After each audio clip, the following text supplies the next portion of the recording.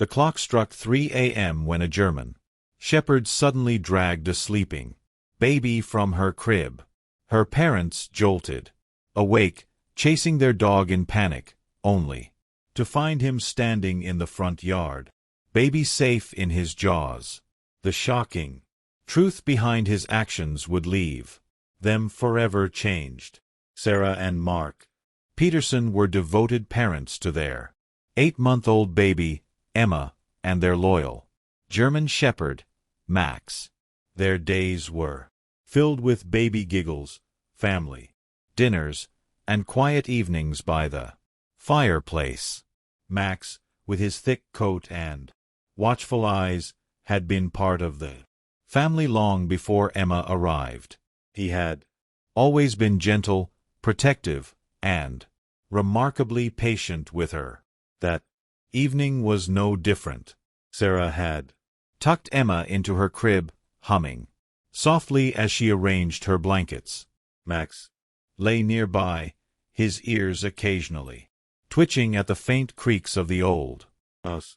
Mark CCH checked the locks and turned off the porch light, then joined Sarah in bed. The wind whispered through the trees outside, and a peaceful stillness settled over the house. But sometime in the early hours, that peace was shattered. Max stirred from his spot, his ears perking at an unfamiliar scent, a change in the air. The baby monitor crackled softly in the corner, but Max's instinct spoke louder. He stood, muscles tense, pacing quietly. In the hallway, something wasn't right. The loyal shepherd, so often content to sleep through the night, was suddenly alert and ready to act. Max paced the length of the hallway, his nails clicking softly against the hardwood floor. His usually calm demeanor was replaced by agitation, as if an invisible force was urging him to act. He let out a low, anxious whine and scratched at the door to the baby's room, something he had never done before. In their bedroom, Sarah stirred slightly at the noise. She nudged Mark, groggy, whispering, "Did you hear that?" Mark mumbled, half asleep, "It's probably Max being restless." But Max's pacing continued, his movements growing more urgent. He pawed at the baby gate, sniffing the air and whining louder, a sound filled with desperation. Mark sighed, pulling the covers tighter. "He'll settle down," he murmured. But Max was relentless. He nudged at the baby's door with his nose, finally pushing it open just enough to slip inside. The baby monitor crackled faintly, picking up the sound of his soft whines. Inside Emma's room, Max approached the crib, his breath puffing against the wooden bars. He circled it twice, sniffing at the air. Something was wrong. He could feel it. Without hesitation, he gently tugged at the blanket, his teeth careful not to touch the baby's skin. Slowly he began to pull the blanket and Emma with it toward the open door. In the hallway, Max paused, looking back toward the bedroom, where his humans lay sleeping. His body trembled with urgency. He wed once more, louder this time. It was a plea, a cry for them to wake and follow. The German shepherd, usually content to sleep peacefully by the fireplace, had sensed a danger that no one else could see, and he wasn't about to let it harm his family. Max's soft whines finally stirred Sarah from her sleep. He blinked groggily at the baby monitor on the nightstand. A faint rustling came through the static, soft but unmistakable. She sat up, her heart quickening. "Mark," she whispered urgently, shaking his shoulder. "Something's wrong. Max is in Emma's room."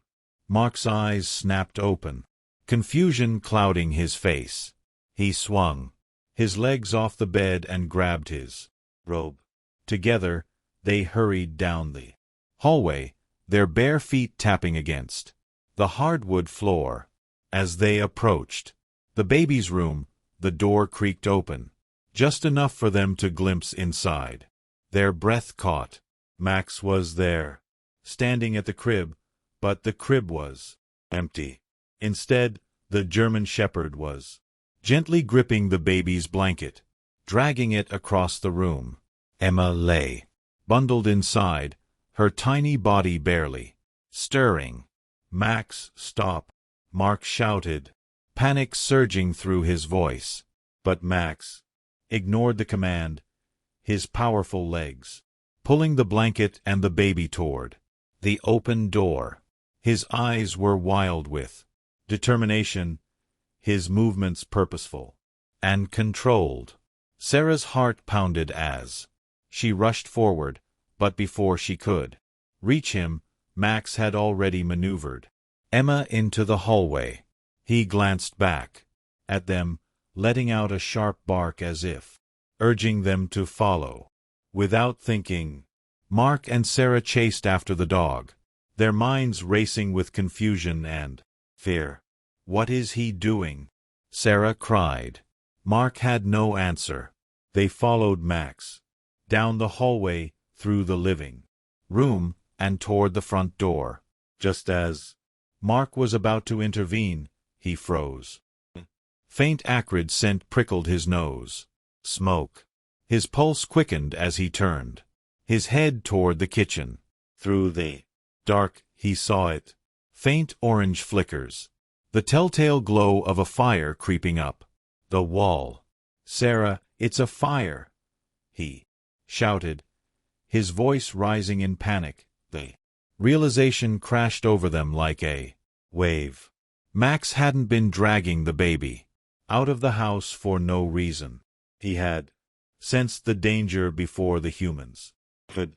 They bolted for the front door, Mark scooping Emma into his arms as Sarah opened the door wide. Max bounded outside, glancing back only once to ensure his family was following. As they stumbled onto the front lawn, the chill of the early morning air hit their faces. Mark tightened his grip around Emma, who was stirring softly, her face scrunched in confusion. Sarah wrapped her arms around them both, her heart racing. Max stood in the middle of the lawn, his chest heaving from the effort of dragging the baby out of the house. His eyes were locked on the house, ears pinned back, body tense with alertness. Mark turned to look at the house, and his breath caught. Thick dark smoke was now billowing from the kitchen window. The faint flicker of orange light had grown into hungry flames licking up the curtains, curling along the ceiling. Sarah gasped, her hand flying to her mouth. "The fire!" Mark whispered, realization dawning. Max had sensed the fire long before the smoke alarms were triggered. His frantic pacing, his insistent whines, and finally his decision to drag Emma to safety. It all made sense now. Mark set Emma down on the grass, her blanket still wrapped tightly around her. Sarah knelt beside her, checking her over. Aside from being startled and slightly chilled, the baby was unharmed. Mark turned to Max, his eyes glistening with gratitude. "You saved her," he murmured, voice breaking. In the distance, neighbors had begun to emerge from their homes, drawn by the sight of smoke, and the family's hurried exit. Someone called 911. Sirens wailed in the distance, growing louder as emergency crews rushed to the scene. Firefighters arrived within minutes, battling the blaze that had already consumed much of the kitchen. But thanks to Max's actions, no one was trapped inside. As the flames were doused and smoke curled into the dawn sky, the true hero of the night stood silently by his family, his body trembling, but his head held high. Mark and Sarah hugged Emma tightly between them, overwhelmed with gratitude. Sarah whispered into Max's ear, "You're our angel, Max." The German shepherd leaned into her, his tail giving a faint wag. It wasn't just instinct that had driven him to act. Was love, loyalty, and an unbreakable bond with his family. As dawn broke, painting the sky with shades of pink and gold, the Peterson family stood on their front lawn, shivering, but safe. The adrenaline that had carried them outside faded into shock and overwhelming gratitude. Mark cradled Emma, her tiny hands gripping his collar. Sarah crouched beside Max, her hands tangled in his thick fur. Neighbors gathered, murmuring in awe at what they had witnessed. One neighbor approached her, voice filled with amazement. "I saw your dog pulling the baby. I thought it was crazy, but then the smoke he knew." Tears welled in Sarah's eyes as she looked at Max. The loyal shepherd, exhausted but vigilant, stood by her side, his tail giving a slow, steady wag. "You saved us, Max," she whispered, her voice breaking. "You saved our baby." Mark's throat tightened as he glanced at the us. Flames had gutted the kitchen, but the rest of the home was intact. The damage, though devastating, palled in comparison to what could have been.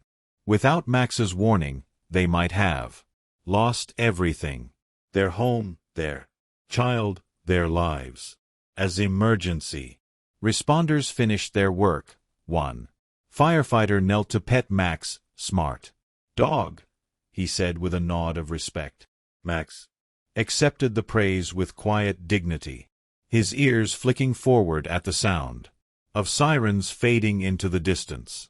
For the Petersons, the realization settled deep. Their dog wasn't just a pet. He was family, a guardian, and a true hero.